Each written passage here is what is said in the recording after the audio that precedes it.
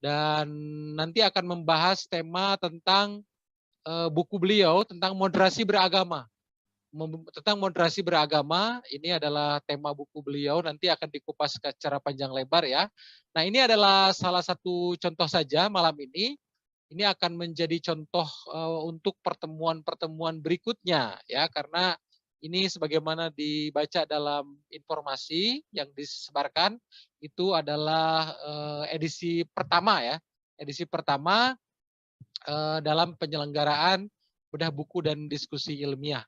Dan nanti kita akan tampung juga sejumlah buku-buku lain. Makanya para doktor maupun para guru besar di Forsiladi dipersilahkan nanti untuk menyampaikan informasi terkait buku karya masing-masing begitu, mana saja yang akan dibedah ya, yang akan nanti ikut dibedah dalam berbagai acara yang akan kita laksanakan di kemudian hari, sehingga bisa kita jadwalkan waktunya, karena tentu sangat banyak kalau berbicara doktor dan profesor, tentu jumlah buku karyanya ini sangat banyak, sehingga tidak mungkin juga jika kita tanpa pengaturan ya, karena jumlah buku sangat banyak, satu pertemuan itu kita batasi maksimal 3 buku. Jadi satu pertemuan kita batasi maksimal 3 buku dengan 3 penulis yang berbeda begitu. Sehingga nanti kalau bidang ilmunya itu boleh lintas. Di satu pertemuan itu boleh lintas keilmuan, tidak harus satu tema yang sama. Misalkan tema-tema keagamaan tidak harus. Jadi karena memang dari awal Forsiladi ini kan lintas ilmu, lintas profesi. Satu pertemuan itu tidak harus dalam rumpun ilmu yang sama, tapi juga bisa lintas keilmuan. Ini menandakan Forsiladi memang dari awal diniatkan sebagai forum para dokter lintas ilmu dan lintas profesi begitu. Nah, seperti itu saya kira gambarannya, dan juga nanti program-program lainnya ditunggu. Nanti kita akan rapatkan kembali terkait dan konsolidasikan kembali segala hal yang akan kita laksanakan menunjang program-program yang sudah berjalan. Saya kira sementara itu saja dulu Bu Dr. Tia dari saya, dan nanti kita bisa lanjutkan di kesempatan yang lain. Terima kasih. Assalamualaikum warahmatullahi wabarakatuh. Waalaikumsalam warahmatullahi wabarakatuh. Terima kasih Pak Ketum atas ceritanya sedikit tentang Forsiladi dan program-program yang bisa kita lanjutkan di kesempatan mendatang. Jadi ini adalah program yang pertama untuk bedah buku. Selanjutnya silakan jika Ibu Bapak memiliki buku yang ingin dibedah bersama, siapa tahu juga nanti bisa disitasi oleh teman-teman yang bidang keilmuannya juga mungkin sama, nanti bisa diagendakan di pertemuan berikutnya. Baik Ibu Bapak, saya lanjutkan. Kesempatan kedua ini kita ada pembicara yang juga luar biasa sekali ini. Dr. Haji Hasani Ahmad Said, STHI MA. Pak Hasani sudah di tempat ini, sepertinya udah senyum-senyum Pak Hasani. Pak Ustadz ini, aduh Pak Ustadz. Pak Ustadz ini barusan kemarin bertambah usianya. Tanggal 21 Februari beliau berulang tahun. Lahir tahun 1982 ya Pak ya, betul ya. Ini buku yang akan dibedah oleh beliau adalah Ulama Tafsir Nusantara. Banyak sekali sebetulnya Bu Bapak buku-bukunya beliau. Saat ini beliau sebagai dosen tetap di UIN Jakarta, terus kemudian pendidikan S3 di Kajian Islam Sekolah Pascasarjana UIN Jakarta. Jadi beliau sendiri berasal dari rumahnya di Banten ya Pak, dari Banten ini. Begitu. Kalau saya bacakan semua karya ilmiah bukunya dan jurnal nasional internasionalnya, mungkin kesempatan oleh Pak Hasani untuk membedah bukunya mungkin akan sedikit berkurang karena ini luar biasa sekali Bu Bapak. Jadi di depan saya ini sampai saya scroll banyak sekali karya ilmiahnya beliau dan mengerikan sekali ini. Mengerikan. Beliau juga termasuk penghargaannya adalah lulusan dokter terbaik. Selamat ya Pak. Memang di sini di Forsiladi ini memang para dokter-dokter terbaik emang ini. Jadi lulusan dokter terbaik, kemudian beliau juga sempat menerima penghargaan Tanda Kehormatan Presiden Republik Indonesia Satya Karya pada tahun 2010. Wah, luar biasa ini. Saya mungkin cukup itu aja, nanti kalau misalkan saya bacain saya langsung rasanya gimana gitu. Kayaknya saya butiran pasir gitu kalau saya bacain semuanya ini tentang penghargaan, pengalamannya beliau dan termasuk karya tulisnya beliau yang luar biasa sekali nih. Bahkan visitingnya beliau ke luar negeri, Bu Bapak, ada ke Arab Saudi, ada ke Eropa, Eropanya Jerman, Belanda, Belgia, Paris. Masya Allah Pak, kapan-kapan saya diajak ya Pak. Turki, Iran, Mesir, dan Asia itu sudah semuanya gitu. Dan itu setiap tahun, luar biasa sekali Pak. 2022 mau kemana Pak? Baik, itu yang saya bacakan tadi dari CV-nya beliau yang saya persingkat. Mohon maaf Pak Hasani, karena kalau saya bacakan ini bisa 15 menit sendiri nih saya bacakan CV-nya Pak Hasani ini. Waktu dan tempat kami persilahkan Bapak, silahkan Pak. Baik, terima kasih Dr. Tia Rosinda. Terima kasih Ketua Umum Dr. Kiai Endang. Bismillahirrahmanirrahim. Assalamualaikum warahmatullahi wabarakatuh. Waalaikumsalam. Bismillah, walhamdulillah, wassalatu wassalamu ala rasulillah wa ala alihi wa sahbihi wa mawalah, la hawla wa la quwata illa billah. Qala rabbi syrah li sadri wa yassir li amri wahlul 'uqdatam min lisani yafqahu qawli. Bapak Ibu sekalian yang berbahagia, para cendekiawan muslim, para pengurus pusat dan semua pengurus wilayah Forsiladi, Forum Silaturahmi Doktor Indonesia. Ini dari namanya sudah ngeri, ini luar biasa. Ini kumpulan para dokter, para profesor yang hadir di majelis ilmu ini.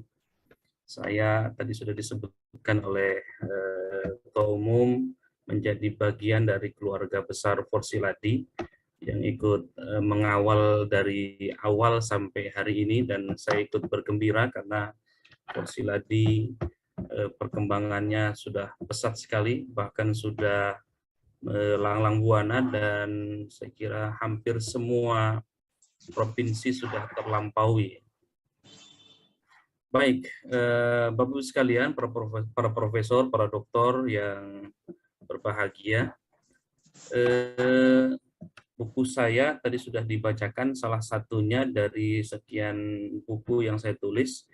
Ini Jaringan dan Pembaharuan Ulama Tafsir Nusantara abad 16 sampai abad ke-21.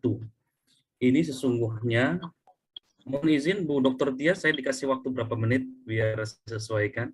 Sekitar 15 menit ya Pak Dokter. Masya Allah. Karena nanti baik, tanya jawabnya biar bisa lebih lama Pak. Siap.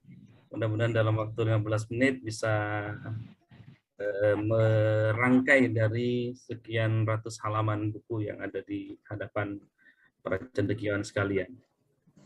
Ya, saya sebagaimana tadi dikenalkan dosen tetap di Fakultas Usuluddin di Prodi Ilmu Al-Quran dan Tafsir, juga mengampu atau mendirikan Usiat Al-Hasani, Pusat Studi Ilmu Al-Quran dan Tafsir.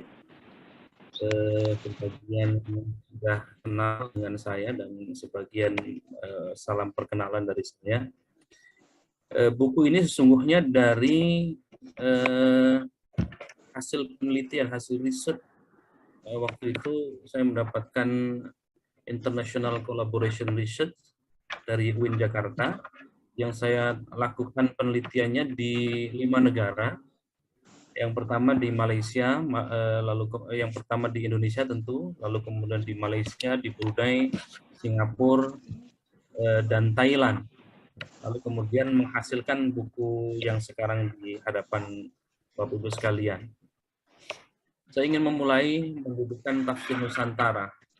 Kalau kita meminjam bahasanya Clifford Geertz, ya, Islam kan sudah terpolarisasi. Ada dikenal dengan Islam abangan, Islam puritan, Islam spiritualis, Islam substansif, Islam liberal, Islam ekstrim, Islam militan, Islam tradisionalis, Islam modernis. Mohon dikan suaranya. Ya, termasuk juga ada Islam Nusantara yang sempat diperbincangkan, ya. Tetapi saya tidak akan berbicara tentang Islam Nusantara, ya. tetapi lebih kepada tafsir Nusantara. Tafsir Nusantara itu artinya penafsiran atau karya tafsir yang berada di Nusantara. Nusantara di sini saya pahami di 5 negara itu yang menjadi apa namanya penelitian buku ini.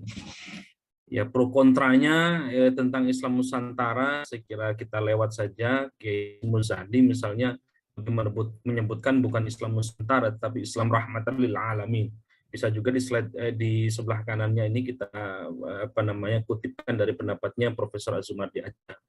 Bisa kita lihat. Nah, ini problem tafsir Nusantara. Saya coba melestarikan warisan kekayaan intelektual bangsa Indonesia, memutus kontroversi. Ya. Islam Nusantara itu adalah ajaran Islam yang dikembangkan di Kepulauan Indonesia. Ya, sedangkan penelitian ini memfokuskan bukan hanya corak keagamaan yang ada di Indonesia atau di Nusantara. Corak keagamaan itu termasuk corak fikih, corak teologi, corak tasawuf, ya. Termasuk di dalamnya adalah corak dari tafsir yang berkembang di Nusantara. Nah, maka tafsir Nusantara ini adalah hasanah keilmuan ulama Nusantara. Saya membidik khusus di bidang tafsir Al-Qur'annya. Ya, bagaimana kalau kita berbicara tentang transmisi jaringan ulama tafsir Nusantara? Ya, paling tidak ada 2 aspek transmisi ulama tafsir tafsir Nusantara yang melahirkan dan mengembangkan ilmu tafsir. Pertama, karena ada aktivitas pengajian, ya, pengajian di mana-mana, ini juga melahirkan karya tafsir atau pengajaran tafsir. Dan yang kedua tentang jalur penulisannya. Maka melalui kedua jalur ini paling tidak ulama tafsir hingga saat ini atau bahkan dari abad ke-16 sampai saat ini terus berkembang, ya, dari sisi pengajaran dan penulisannya. Oke. Bagaimana sejarah awal tafsir Nusantara itu, dan ini saya anggap sebagai babak baru hebatnya pemikiran bangsa Indonesia. Jadi kalau selama ini kita disuguhi oleh pemberitaan-pemberitaan yang mengecilkan Indonesia, ya, baik pemikirannya maupun dari sisi karya-karyanya, saya justru ingin membangkitkan kembali bahwa bangsa Indonesia itu bangsa yang hebat, ya, pemikirannya luar biasa. Bisa kita lihat misalnya pada pertengahan abad ke-16 itu sudah ada karya tafsir atau sudah ada lahirnya, misalnya ada Hamzah Fansuri, ya, yang punya nama Syekh Amiruddin Abdul Rauf bin Ali Al-Fansuri, ya. Lalu kemudian ditemukan ya Al-Fansuri ini atau Abdul Rauf bin Ali Al-Fansuri ini adalah selanjutnya setelah itu dilanjutkan oleh muridnya, ada Syamsuddin Sumatrani menulis karya Jauhar Al-Haqaiq, ya. Lalu kemudian di abad kalau itu tadi abad 16, lalu abad ke-17-nya ditemukan karya tafsir Surah Al-Kahfi yang manuskripnya tersimpan di Universitas Cambridge, gitu, ya. Lalu kemudian ternyata di abad 16, abad 17 itu pemikiran bangsa Indonesia itu sudah menghasilkan pemikiran ilmu-ilmu bukan hanya di tingkat Asia Tenggara, tetapi ternyata juga sudah dikenal secara dunia abad 16 sampai abad ke-17, khususnya di bidang karya tafsir, ya. Baru setelah itu embriologi tafsir, saya menyebutkan pegon Melayu itu muncul karya Tarjuman Al-Mustafid karya Abdul Rauf Singkel tahun 1615 sampai 1893 Masehi, yang ditulis kurang lebih tahun 1675 dan dicetak pertamanya bukan di Indonesia tetapi dicetak di Istanbul, Turki, ya. Lalu kemudian kalau kita membaca karya-karya atau tulisan-tulisan Ahad Jones misalnya, meskipun menganggap Tarjuman Al-Mustafid ini sebagai terjemahan dari tafsir Baidawi, ya, yang berjudul Anwarut Tanzil wa Asrarut Ta'wil. Berbeda dengan yang disampaikan oleh Ahad Jones, Peter Riddle menghasilkan menyaksikan bahwa tarjuman Al-Mustafid itu bukan terjemahan dari tafsir Al-Baydawi, tetapi tafsir Al-Baydawi, tafsir Jalalain. Kalau kita pernah ngaji tafsir dulu di madrasah ya, ada paling tidak kita kenal yang populer di Indonesia adalah tafsir Jalalain, tafsir Baydawi, tafsir Jalalain, tafsir Khazin.